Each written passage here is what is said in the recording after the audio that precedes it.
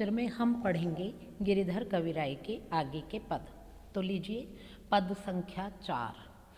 यद्यपि हम सब जानते हैं कि कवि गिरिधर कविराय की कुंडलियों में सामाजिक उपदेश, नीति और समाज सुधार आदि की बातें की गई हैं। तो ऐसे ही एक नीतिगत पद के अंतर्गत कवि कह रहे हैं, दाड़िम के धोखे गयो सुआ नारियल खान, खान न पायो नैक कछु फिर लागो पछतान। तो इस पद के अंतर्गत गुणीजन की संगति सर्वश्रेष्ठ है। निर्गुण या गुणहीन संगति से संसार में धोखा और असफलता ही मिलती है। कवि इस बात की पुष्टि करना चाहते हैं। कवि कहते हैं कि कोई तोता अनार खाने की दृष्टि से नारियल खाने चला गया, यानी कि धोखावश नारियल को अनार समझ बैठा। खान ना पायो नैक कछु फिर लागो पछतान, परंतु नारियल को खा ही नहीं पाया और पछताने लगा। बाद में फिर लागो पछतान, बुद्धि अपनी को रोया। पछताने के बाद में अपनी बुद्धि पर मातम मनाने लगा। निर्गुणियन के साथ बैठ अपनों गुण खोया, कि मैंने क्यों निर्गुण लोगों की संगति की और जल्दबाजी करके बिना पहचान करे सही बात को जाने बगैर ही मैंने यह गलत कार्य किया। कह गिरधर कविराय सुनो हो मोरे नाखे, गयो झटाका टूटी चोंच दाड़िम के धोखे। तो कवि गिरधर कहते हैं कि जब उसने दाड़िम खाने के बहाने नारियल पर चोंच मारी तो उसकी चोंच झटके से टूट गई।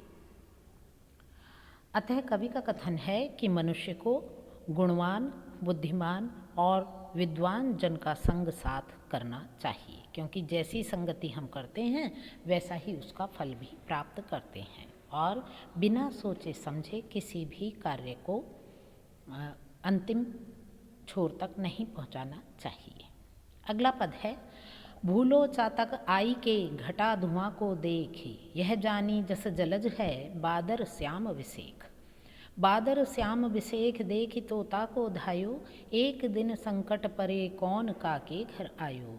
कह गिरिधर कविराय धुआं को यह फल पायो, जो जल को तू गयो सोई नैनन जल आयो। इस पद में कवि कह रहे हैं कि जीवन में हमेशा विवेकपूर्ण निर्णय करने चाहिए। मनुष्य को असत्य और सत्य अथवा यानी सही और गलत में अंतर जानकर ही कर्म करना चाहिए। जैसे चातक धुएं को देख करके उसने धुएं को बादल समझा और बादल समझ करके सरोवर समझते हुए काले बादलों को जान करके और वो इधर से उधर दौड़ने लगा, खुशी के मारे दौड़ने लगा। परंतु कवि कहते हैं कि इस धुएं में इधर उधर दौड़ने से ना तो उसको जल मिला और ना कोई और बात, ना ही उसको चकवी के दर्शन हुए, परंतु बदले में उसके आँखों से वही धुआं आंसू बन करके निकलने लगा। अर्थात धुएं के कारण उसकी आँखों में आंसू आ गए और वह पछताने लगा। तो कवि का मानना है कि सोच समझ कर किए कार्य हमें हमेशा सफलता प्रदान करते हैं, और जल्दबाजी या बिना सोचे समझे किए कार्य से व्यक्ति को हमेशा असफलता और दुख का भागी बनना पड़ता है।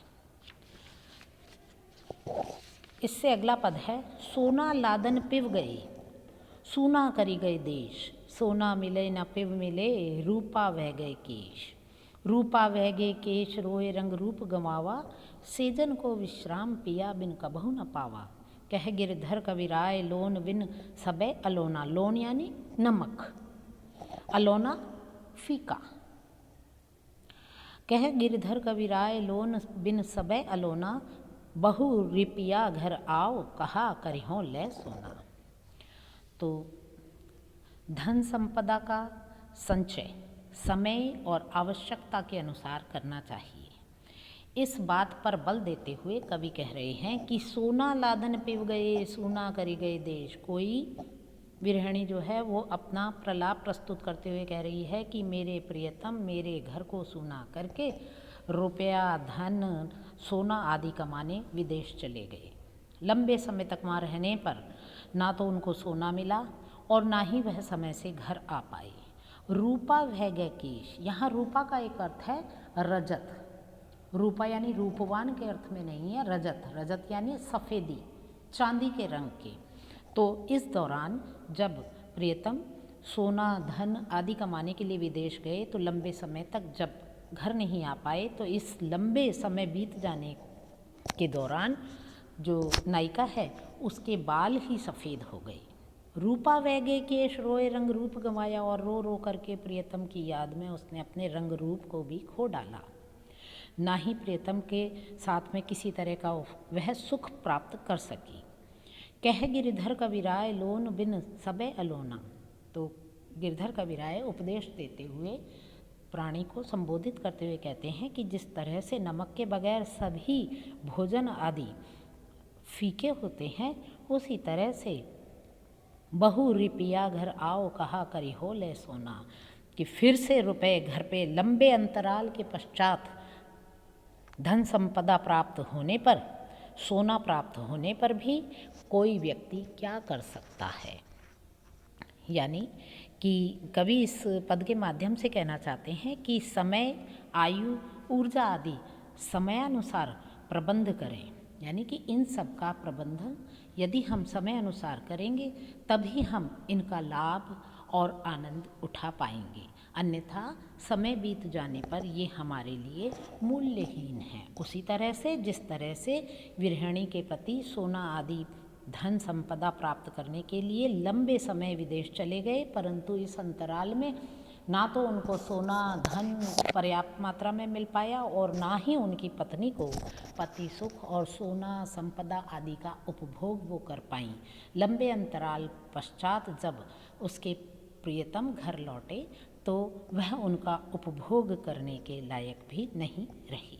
तो कहने का आशय यही है कि हमें समय, आयु, ऊर्जा आदि का प्रबंधन समय के अनुसार ही करना चाहिए, तभी हम इनका आनंद उठा सकते हैं। आज के लिए इतना ही, अगले लेक्चर में फिर मिलते हैं। धन्यवाद।